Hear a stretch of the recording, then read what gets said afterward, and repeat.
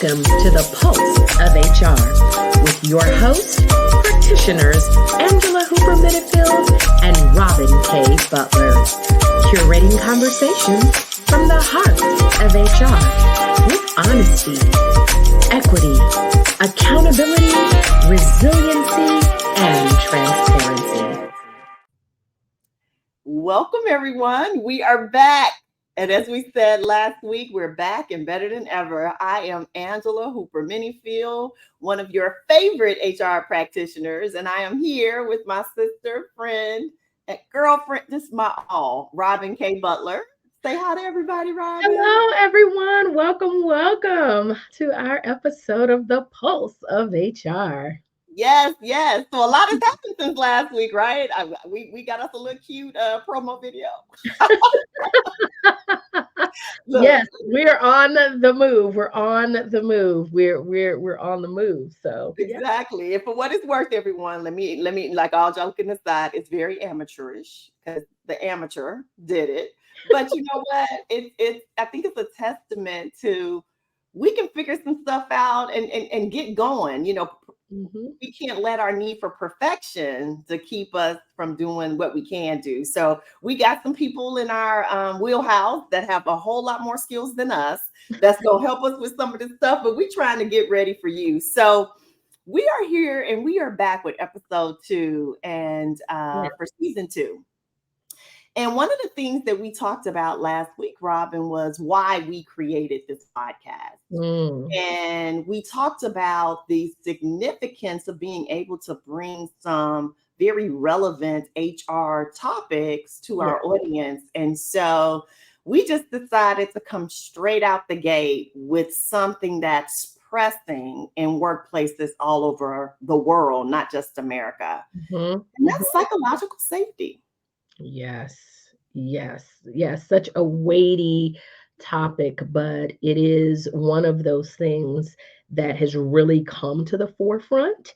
And I think, Angela, it has even become more of a topic since the pandemic, which none of us, of course, expected, right? And so now, how do we put this into practice within our organizations? That's the topic. That's the discussion. Yeah. So, you know, the trainer instructor in me always loves to start out with the definition. And so for some people who may not have even heard it framed this way, they'll probably recognize it when we talk about it. I think it's really important that we define it. So, you know, a definition for psychological safety is the belief that you won't be punished or humiliated for speaking up with ideas, questions, concerns, or mistakes. Wow. You know, and what we're finding is there are so many people who will tell you, I can't say that. I can't do that. There will be repercussions. And so we mentioned, you know, and we'll mention repeatedly, you know, Robin and I have a vast work experience, like as unseasoned as we look. We have lived across many decades. In totality, I think it's 7 for me. I've lived across, right? 60s, 70s, 80s, 90s, 2010s, 20s. No, 8 decades. I've been alive across 8 decades. I'm only in my 5th decade. But I say that to say, Robin, these things have been happening since the beginning of time. And this past week, I was actually doing a corporate training, and I felt, you know, safe in that room to tell people, because we were talking about psychological safety, that I've been guilty of not creating psychologically safe workplaces myself, if I'm totally honest. And what I gave as an example, now I know some people are going to say, Angela, really? Like, isn't that like really being a little too much? Y'all being overly politically correct? But I'm going to say no ahead of time. But I remember being in meetings with some coworkers, Robin, and everybody's had the coworker that everybody's wanting to shut up, that just on or ask 100 questions. And it's not that we don't think they should be able to ask questions. We're just ready for the meeting to be over. Yes. So we think about the other 20 things to do on our desk, and we're like, can this please be over? And Hmm. so what we do is we don't say nothing. But when they ask a question or raise a point, or God forbid, play devil's advocate, and we can make a whole show about the terminology that we use for that, right? Devil's advocate. We do Yeah. stuff like this. Yeah. You So know, true. it's the facial, it's the body language. And when you do that over and over again to a person, they begin to feel unsafe. So And then true. sometimes they're not selected for things. So then there's a repercussion for, again, asking questions. Um, what did I put the forecast? Punished for or humiliated for speaking up with ideas, Hmm. questions, concerns, or mistakes. Hmm.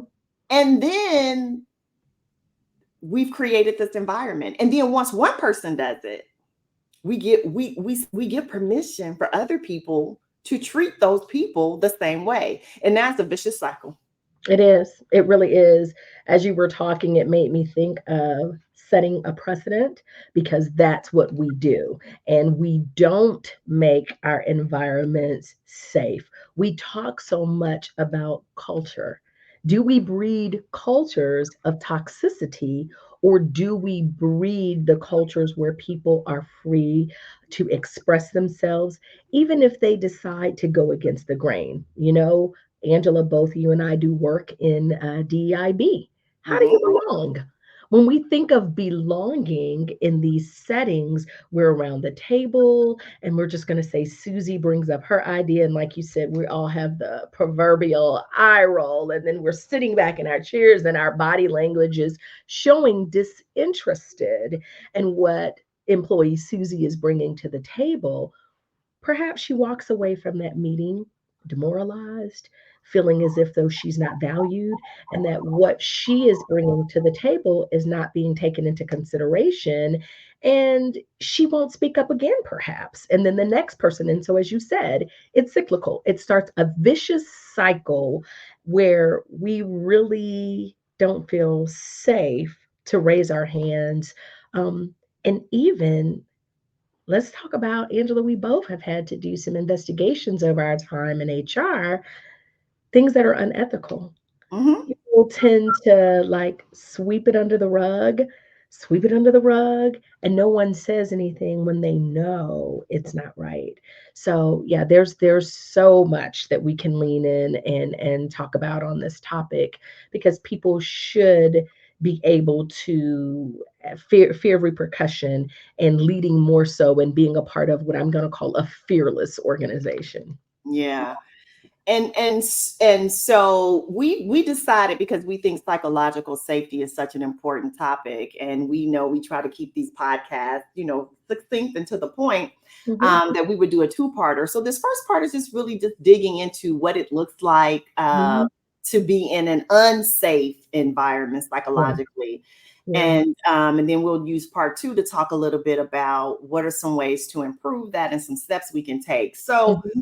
um, I gave the first example, which I felt, on the big scheme of things was mild, but still an example of a psychologically unsafe environment. And the reason why, everybody, I started there, because it's real easy to see what other people do wrong. Hmm. It's real easy to see the blatant bullyish type behavior Hmm. Hmm. that's so, out front and dogmatic that everybody's like, oh Right. my gosh. But it's the subtle thing. Hmm. Yeah. And I think we have to pay attention to those. So I talked about that first, but now I'm going to talk about some places where I have even been in rooms and witnessed as a facilitator and training. I was working with an organization a few years ago, and this was definitely during the heart of COVID, so everything was virtual. But when I tell you that it was so evident to me as a third party that when certain people spoke in that Zoom, Robin, the leader's face, oh my gosh, it Oh. was unbelievable. And man, I mean, when I say grimace and you could just see the anger. Mhm. And it was just really interesting. Yeah. It Yeah. was, and I was like, oh my goodness. Now I've been in organizations, didn't happen to me directly, but I observed people being cursed from A to Z. I have witnessed, and people throwing things in the office. Mhm. And again, it's not just the person that it's happening to, because in civil rights, one of the things that we talked about when we used to manage complaints was the chilling effect. So Mhm. what that meant was, it wasn't that the behavior stopped Robin from doing it, but when Robin saw how I responded to Michelle, it Mhm. created the chilling effect in Robin, because Robin said, well, if Michelle got chewed out for saying that, ain't no way I'm gonna speak up. So true. So true. Yeah. I can think of, and I think Angela, for me, you've been in your business a little bit longer. It's a short window of about 4 years ago where I exited from my last HR position, and they're both sides of the coin. I Hmm. remember being the leader who was guilty of not creating psychological safety, then also being the leader who didn't feel psychologically safe in Mm. environments that were somewhat toxic because, hey, this is the pulse of HR. So people would bring their said issues. And, I was somewhat known as the employee relations guru. So I had to navigate how I would deliver certain messages that were uncomfortable. They were what we call, bringing to the table, Angela, fierce conversations. Hmm. And unfortunately, because of the lack of psychological safety in the workplace, the employee would bring it to me.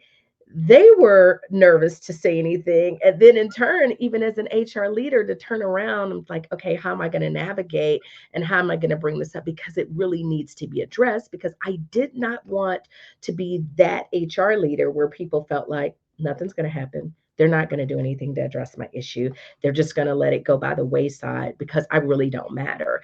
And that is one of those things that makes our cultures hostile. And we hear the terminology hostile environment. Well, that's what breeds that type of behavior because we don't address the issues. We don't make people feel safe. And because, it's one of those things we would hear so much about work life balance. It's a matter of harmony and how we align those things. I love music. We both love music, Angela, right? And so when things are in perfect harmony, there's a sound. If you hear, and we've gone to many concerts, of course, and we think about orchestras and we think about the band, we think about the singers and everything working in tandem to produce this beautiful sound. So let's Right. take that same imagery of harmony and what that looks like for us at work. And so psychological safety is a part of perfect pitch, perfect harmony when we're able to bring those concerns to the forefront without feeling like I'm going to be ridiculed. I'm going to be terminated, even, or, I'm going to be held back from promotional opportunities because I said something and I raised my hand to say I don't necessarily agree with that point. Oh yeah, I've seen people left out of meetings. One of my coaching clients, from a year or so ago, the leader of the organization started omitting her, removed her from the appointment request for all the staff heads, even though she was a staff head. And Wow. it was because one of the things, and one of the reasons why I always loved working with her. Now, and she brought it, and she was very direct. Look, she didn't nicey it up. Now, and those were one of the things we were working on. Now, could she maybe have said some things a little gentler? Of course, but don't don't get lost in how I said, listen to the words. But she was also so passionate because she cared about the work that they did. And there was Mhm. a lot of cutting corners people wanted to do. So when people would make suggestions that she felt were unethical or out of harmony with their core values, she would speak up. And the next thing we knew, she'd been omitted from staff meetings. Wow. Wow. And but I think what hurt her more was that none of her peers spoke up for her. Mm. Like, and it's a challenge. So I pulled up this image here, just to talk about what does it look like to be able to have psychological safety. And these are some of the big rocks, right? It talks about give and receive feedback. Again, I should be able to give you feedback and not be punished for it, Mm-hmm. as well as receive it, right? So it's a two-way street. Raise issues and concerns, whether that's my concerns about work, it's about our policies, whatever. Disagree. Like it's okay. And I remember being told as a young person that I needed to stop rocking the boat. Now, luckily for me, anybody who knows my daddy, so you say Ted Hooper didn't play, and he was just as harsh as they come, shoot from the hip. So I grew up in an environment where people disagreeing with me didn't matter. So I wasn't used to working with people who got offended when you didn't agree with them. Mm-hmm. And by the time I was like even 25 or 26, I remember I was working in Washington, D.C., and I had a deputy administrator. And I could visually see that he didn't like people who disagreed with him. And one day he asked me a question, Robin. And I remember I said to him, I said it just like this. I said, my experience has been you don't like people to disagree with you. So you might want to make sure you want me to answer this question because I'm going to tell you what I think, not what you want to hear. And I'll never forget, because I was probably 25-ish, 26, Wow. Uh-huh. young. And he looked at me, he did a double take. He said, you said what? And I said it again. I said, but if you want me to tell you, I will. And so he says, no, I'm good. That's okay. I don't want to hear it. And I said, well, good. And then I kept doing what I was doing. I think it actually bothered him that I didn't care. So then later he kept coming back to me and said, no, I changed my mind. I said, nope, you had your shot. And but even at that, our relationship changed after that, right? Mm-hmm. Because he still didn't like the fact that I started the conversation with, it's been my observation Mm-hmm. that you don't really seem to like people to tell you things you don't agree with or whatnot. So Mm-hmm. we have to be able to do that. Ask for clarification. Yeah. Ask ask the difficult questions, and sometimes that means playing the devil's advocate. Mm-hmm. Um, Ask for help, offer solutions to problems, and then admit errors. Yeah. Like these are the things we have to be able to do because sometimes people won't fess up when they messed up, girl. Because guess what? If I tell them I was the one who forgot to run the report and run payroll, I might get fired. So I'm just gonna hope they never find out. Mm-hmm. Oh yeah. Yeah. And there's some things that, everybody's knowing it's, we refer to the big, I think it's a big pink elephant or fat elephant in the room or something. It's kind of like because it's taking up so much space and it's like they're looking at me, because you've made the mistake, but you're so nervous to just say, hey, I messed up. I missed the mark this time, and it shouldn't be that way because we are human beings, and we may make a mistake sometime, and we learn from those. We learn from our mistakes, and so we should be able to have the mindset in our environments, in our work environments, to disagree, to ask for help, to admit our errors, because I think it's really what makes the world go around, in our environments, because we're able to learn, we're able to glean, and hey, iron sharpens iron, so why not, right? So we can learn,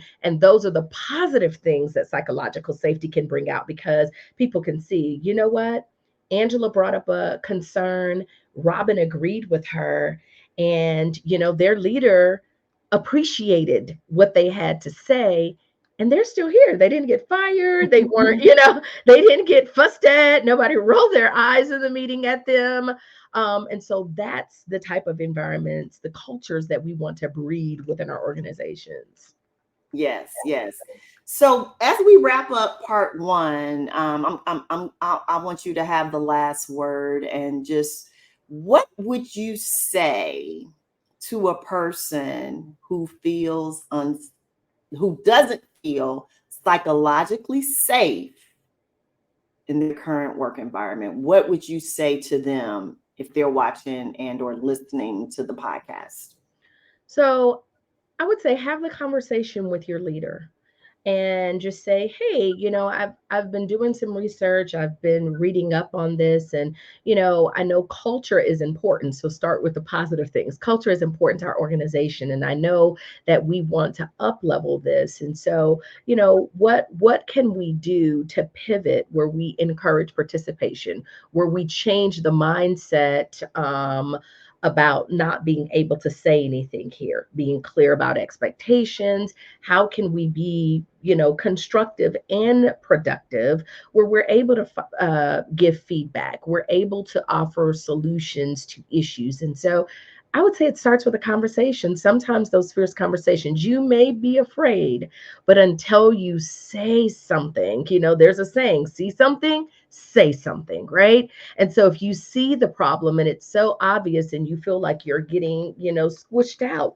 by the big elephant, you got to say something, because then the elephant seems smaller, because you're able to, to kind of get rid of that mentality. Of course, it's just the imagery of the elephant, but an elephant is huge. It's a massive animal and it takes up a lot of space. And so when we allow ourselves to release fear, then this is what happens, where we can move within the fearless organization. I so agree. And I love that you said start the conversation. And the only thing I would add to that, because I loved what you said, is, or sometimes just ask the question and says, like, I really want to help and be a contributor, but I also want to do it in a way that makes it more palatable for you, right? Because sometimes the reason why the people are giving you and I'm not talking about the abrasiveness, maybe the eye rolling and all that, is because it feels differently for them. And maybe if they can know your heart motive, like, you're not asking questions to be difficult, you're asking questions because you care. Yeah. And I think that puts it in a whole different perspective. Mm-hmm. Yeah. But yeah, so we're going to wrap this up here, but no, we're not done discussing psychological safety. So it has been our joy to be with you again today. Yes. Angela and Robin are back, and as I said last time, and better than ever. So until next episode, Robin, I always love for you to end us on our tagline, which is, we are the Pulse of HR, where we curate conversations from the heart of HR with honesty, equity, accountability, resiliency, and transparency. Thank you for watching. Welcome to the Pulse of HR with your host, practitioners Angela Hooper Minifield and Robin K. Butler, curating conversations from the heart of HR with honesty, equity, accountability, resiliency,